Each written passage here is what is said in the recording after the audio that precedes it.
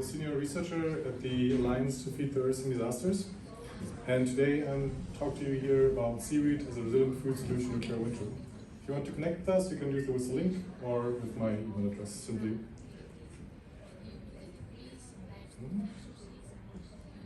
Nothing happens.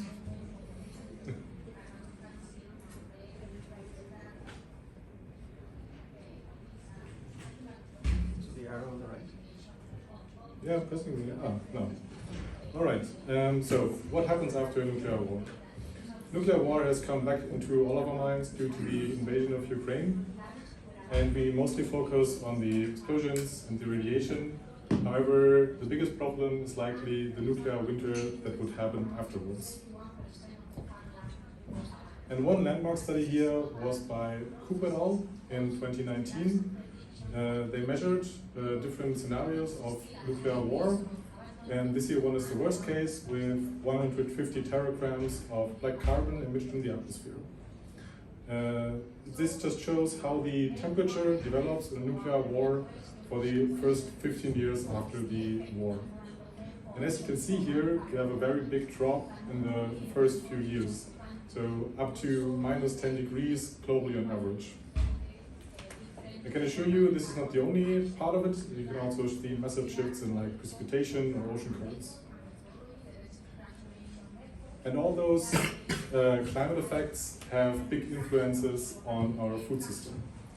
What you can see here is one of the key results from Seaweed et al., where they took the modeling results from the last slide I just showed you and used it on our global food system, like what would happen with our food system if we made no adaptation to nuclear winter. And as you can see here again, for the worst scenario with 150 teragrams, we have a drop of up to 90% in our crop production. And it's also similar for other parts of the food system.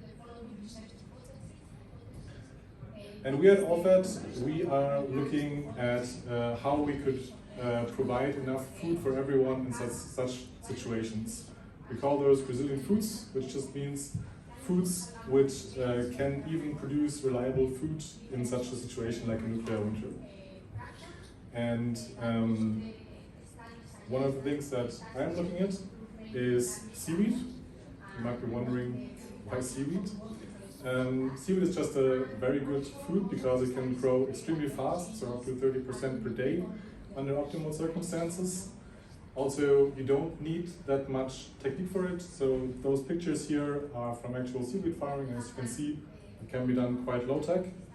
And also, we are already doing it today a lot, and so we have proven that we can use seaweed as a human food solution.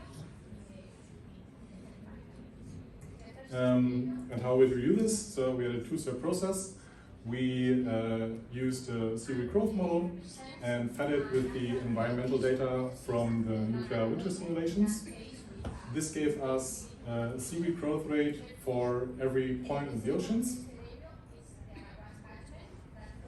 We then could use this growth rate in combination with a scale-up model, which calculates how quickly we can scale up the global seaweed production based on how much food we need and how quickly we can scale things up. This in turn gives us the global area we need for this, and also the speed we need to build up to this production capacity. The first result I want to show with you is this map, which shows where seaweed can be grown in nuclear winter. This is for the 150 teragram scenario. Dark green is very suitable, light green is somewhat suitable, and blue is unsuitable. And as you can see, even in nuclear winter, we have quite a lot of places where you can still grow seaweed. And those are also located near places where you grow seaweed today, like for example Indonesia.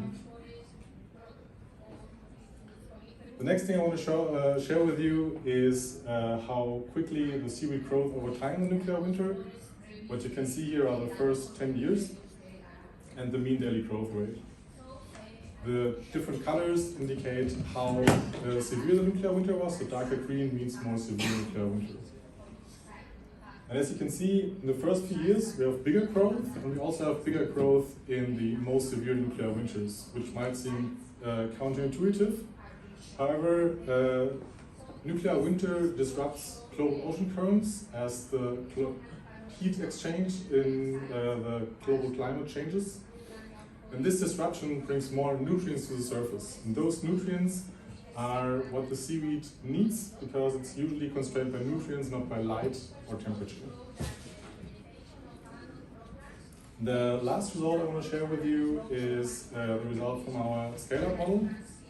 So this shows how quickly we can scale up the seaweed food production over time.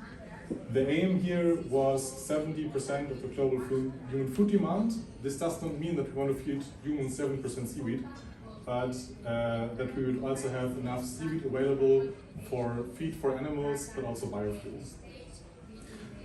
And those results show that we can scale up to global production equivalent to the values shown here in around 7 months.